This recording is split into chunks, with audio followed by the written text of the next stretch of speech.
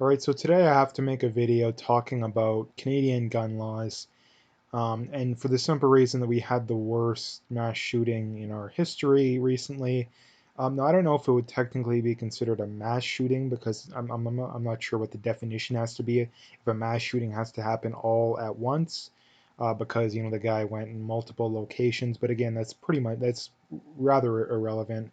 Um, but anyway, the reason why I want to make this video, number one, is Canadians at large are very ignorant when it comes to gun laws, gun control, and the fact that you have all these people calling for gun control when, again, most of them, I would say the vast majority of them, literally have no idea what they're talking about whatsoever, like literally whatsoever. They couldn't even tell you. I mean, if you asked, they probably couldn't even tell you what the difference between a restricted and non-restricted firearm is. They probably have never even heard those terms before. They probably couldn't tell you when Canada implemented its gun control system. They probably couldn't even, again, they couldn't even tell you the most basic of basic things. And it really bothers me for many reasons. The first one being, whenever you voice your opinion, especially as someone who's more conservative, who's more questioning of the narrative, they always ask you, they'll always be absolutely all over you if you don't have sources and studies and this and that to back up your claims. But yet they go off on gun control. And not only do they not have studies and sources, they can't even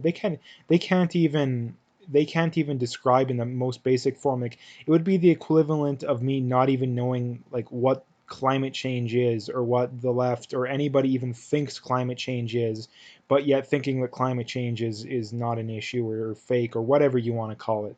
Like, imagine the flack and the outrage that I would get, or someone would get, is if they said, yeah, climate change isn't something we had to worry about, and I couldn't even define what climate change is. Like, imagine, like, you wouldn't even imagine the flack you get when you have sources and evidence to back you up, let alone when you don't. Like, and that, like I said, that's the first thing I wanted to point out. The next thing is that the shooter did not have a firearms license, which is just another reason why more gun control is not going to do anything whatsoever to stop the crime. This guy probably will be charged with hundreds of offenses. Like, I mean, he killed over 20 people. Um, he created a fake, cop car. He was impersonating a police officer. He had the gun illegally. He probably shot at multiple people illegally, which is illegal. Having a loaded gun in a car is illegal. Shooting at cops, I'm assuming, is at least a handful of charges. I mean, he set fire to a bunch of houses. Like, again, this guy's going to be charged. I mean, he's dead, but let's just assume that he lived for sake of argument.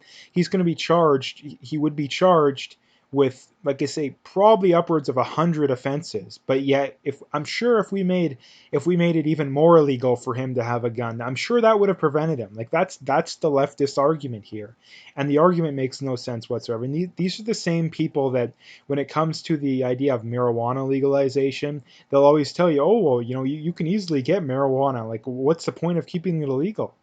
But yet they'll turn around with guns and be like, a ban on guns will absolutely work, even though there's over 2 million registered Canadian gun owners, and by de facto, more than likely, millions of guns in Canada.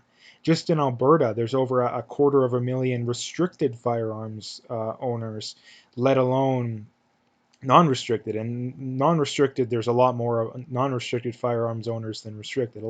There's a lot of them that have both, but um, I guess if you have a restricted firearms license, you have a non-restricted by definition, but still, you get my point if you actually understand the laws. But that's the thing being, is that Canada, the people that support this gun control, they have this idea that if we just that first of all, they have the idea that we don't have a lot of guns in Canada, and if we ban them, the problem would go away. And part of the reason they think that is that we're right next to the States, which has an incredibly high amount of guns, and they think, oh, well, we don't have many compared to the States, which is true, but compared to the average country, we do. Like I say, we have, I think, almost 2.5 million, right, legal Canadian gun owners.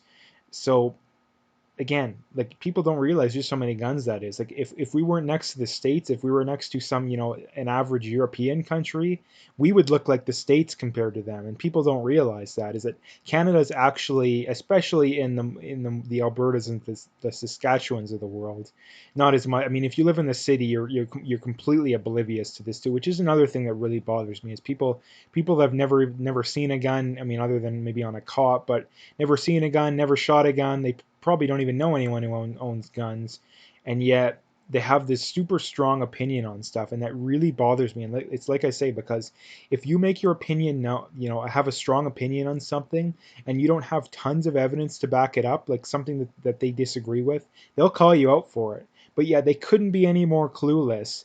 They're 10 times worse than they think you are when you question climate change, but yet they'll turn around and do that kind of stuff. So like I say, it's a terrible thing.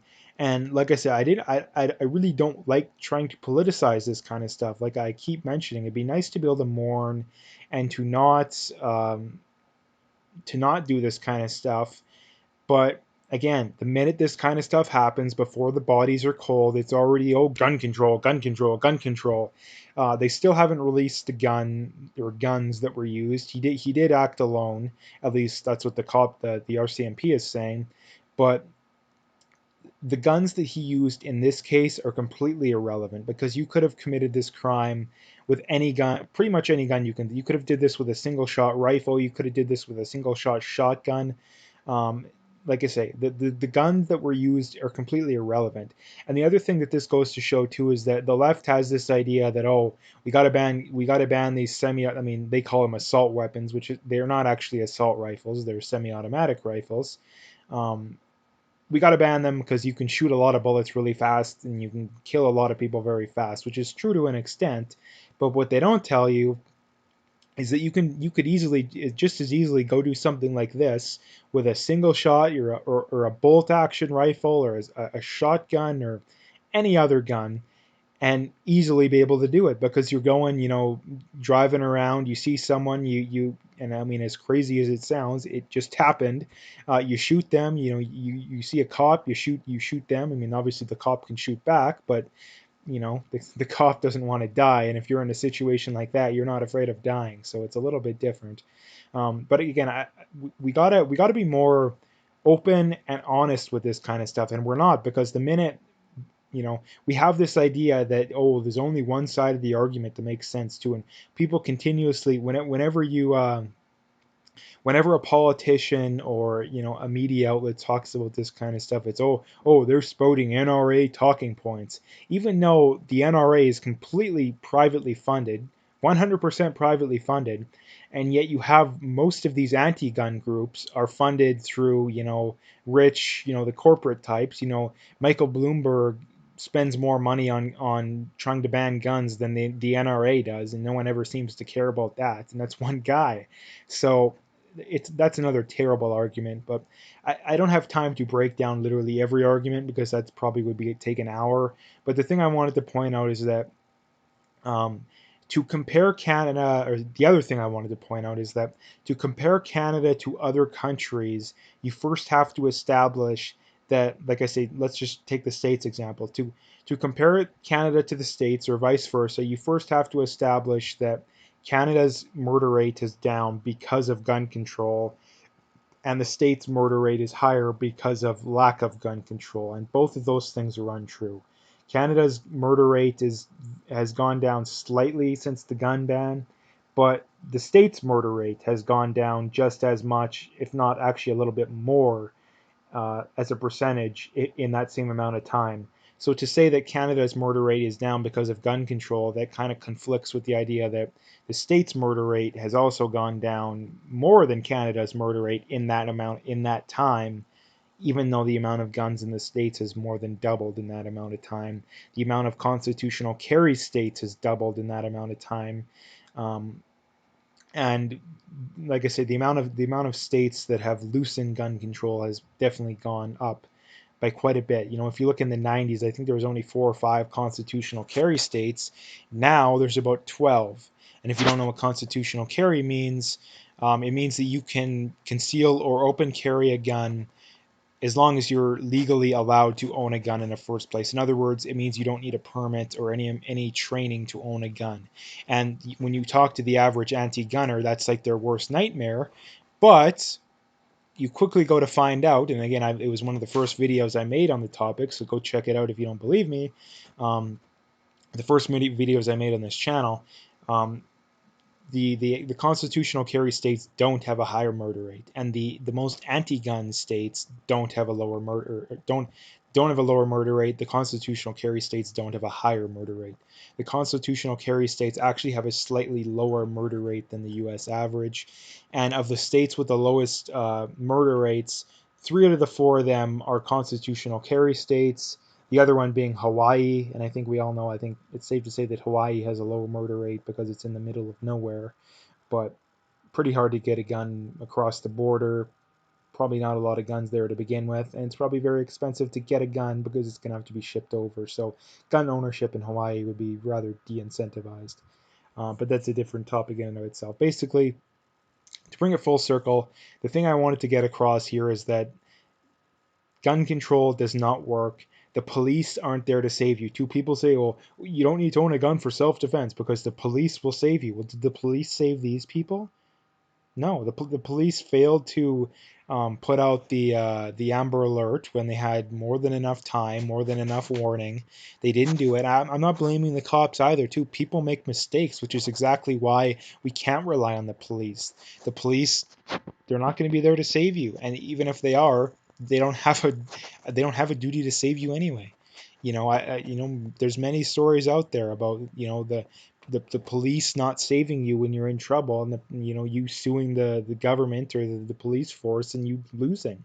I mean, at least in the States, the Supreme Court has ruled that the police don't have a duty to protect you. So your own self-protection, sometimes, yeah, you can rely on the police, but at the end of the day, relying on the police isn't going to help you. I mean, just take this situation, for example. Like there was, the situation of the one guy where, he was out with his friend and, he got, I don't know if his friend, his brother, someone he knew, and the other person got shot and he had to go hide in the bushes because he was afraid he was going to get shot. Um, and he had to wait for the cops. And how do you know the cops are going to show up? How do you know the guy isn't going to come looking for you? Like with, it's how the thing goes. The cops are always going to be further away than you think, and then when someone's right in front of you, the cops aren't going to save you. And, imagine if some of these people had guns. Imagine. And the other thing to point out too is that people say, well, oh, if everybody has guns, when there's going to be shootouts in the street all the time. Again, that's another complete anti-gun fallacy. In that, if you've looked at the studies, I mean, I know John Lott has done them. He's not done them. He's looked into them. The overwhelming majority of the case, 95+% of the time, in self-defense situations, shots are not fired. The overwhelming majority of the time, I mean, obviously in this situation would have been an exception, but again, exceptions, we don't run society based off exceptions to rules. So again, that's another terrible argument I wanted to debunk too, and that, again, like every anti-gun argument, but basically, to sum it up, gun control does not work. Again, just look at this too.